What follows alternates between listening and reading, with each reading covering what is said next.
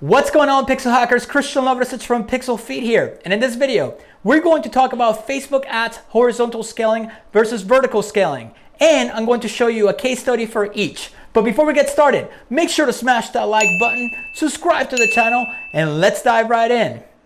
So let's talk about horizontal scaling versus vertical scaling when it comes to your Facebook ads. When it comes to Facebook ads, there's two ways that we can scale an account or a campaign.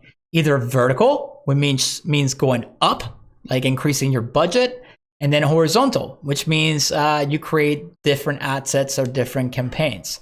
And then you're probably asking yourself, why is there two different ways to do this? It's because every ad account and every brand is different.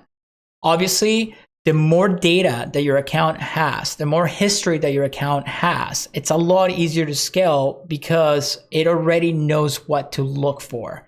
The newer the account is, the more inconsistent your scale is going to be, and you got to be a little bit more careful with it. So that's why there's different ways we can do it. And while you're doing it, there's different ways to keep it under control so your costs don't get out of hand. Okay, so I'm going to show you two accounts here, a small one and a bigger one. And I'm going to show you the type of scales that I chose and why I chose them and how I did it. And then once we start getting through it, I'm going to show you some little tricks that I use on automation, so you don't have to be watching everything like a hawk all day long, and you can make decisions just by glancing at the account once a day if you want to. So, all right, so let's get started. So this account, this is a smaller account. And there's a campaign here, as you can see, when we started, it started like I think it was $25 a day. So I'm going to pull this up, and then I'm up to $869 a day because I was getting consistent purchases. All right. One thing that you don't want to do is you do not want to start to scale an account until you're starting to get consistent sales under the desired CPA that you have. So for example, if your desired CPA on this account, it's 30, like as you can say here, it's 26, and you're getting those sales consistency, well, the big guys are gonna tell you, hey, wait until you get at least 100 purchases before you make a decision. Well, the truth of the matter is that not everyone has, huge pockets where they can spend all this money before making a decision. And some of you are starting out and have smaller stores, just like I started back in the day. I learned on my own dime with my own stores. So I wanna make decisions right away. So just to play it safe, I like to give it, 3 to 5 sales. If I get 3 to 5 sales and everything's under CPA, then I'm going to choose to scale vertically, meaning up. I'm scaling my budget. And let me explain to you why you want to do it that way. You do it that way because when you're starting that small, there's not enough data in the account. So you want to just give it a little tap where you bring up the budget, but you don't launch the campaign or the ad set back into the learning phase.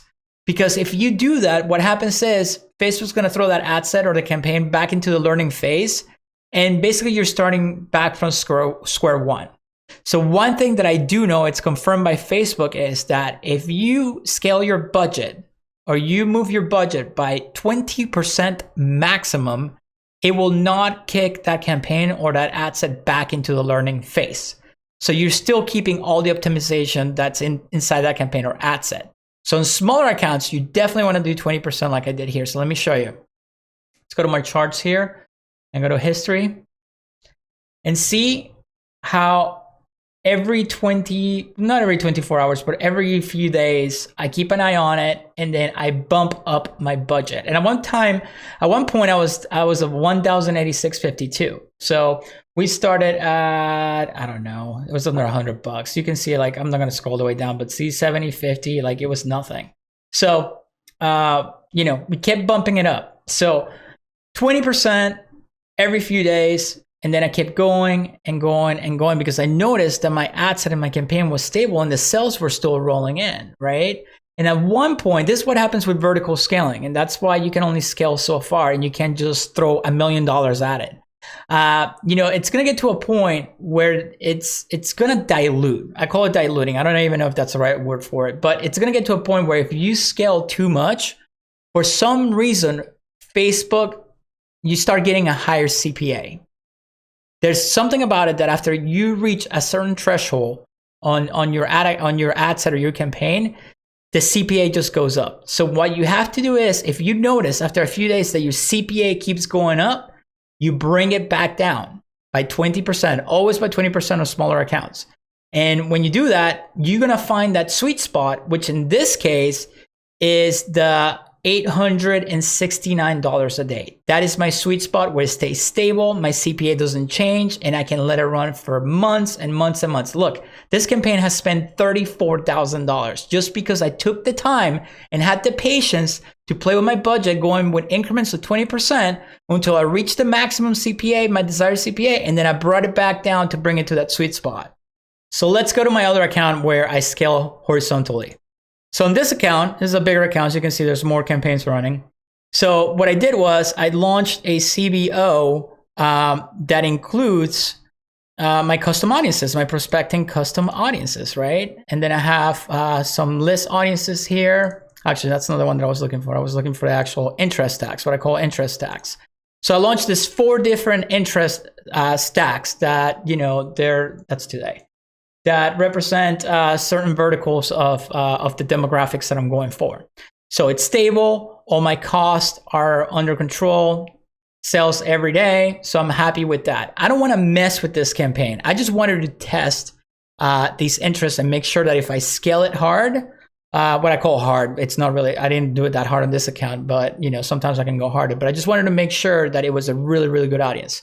So when I go back to my campaigns, you guys can see here that the way I scale horizontally is I grabbed one of each ad sets, right? And what I do is I call them a graduated a stack, right? So here I launch this one and I drop it at $500 a day right off the bat. And why do I do that? Why can I do that? Well, I know if I drop at $500 right off the bat, it's a proven account with amazing amounts of data. It's been established. So, and it has a great offer that resonates with this audience. So if I duplicate this and bring it up to $500 right off the bat with a proven audience, I know I'm scaling horizontally and that it's gonna work. And as you guys can see here, this is the same audience duplicated 4 times into the same CBO. And I know that some of you are gonna be like, oh, Christian, you can't do that. Are you gonna have audience overlap? No, because when you're doing a CBO, what Facebook is doing is rotating between each different ad set. So there's no audience overlap. It's going 1, 2, 3, 4, 1, 2, 3, 4. Maybe I'll throw a little bit of budget into the other one, but it's not enough to cause that audience overlap.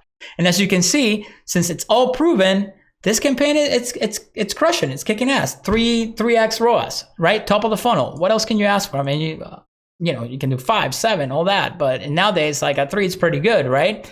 And what did I do? I did the same thing.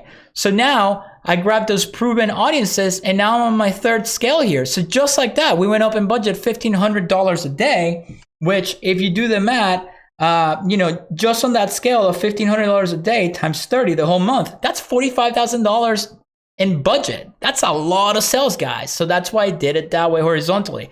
And you can go up, I mean, sometimes I go up to 1,500 if I know the account or not, right? Now, I'm not gonna lie to you. There's accounts where I can literally grab the budget and not care about the 20% and literally double it, triple it, and even surf it throughout the day, where I literally bump up the budget all day long as high as I can and my CPA stays stable.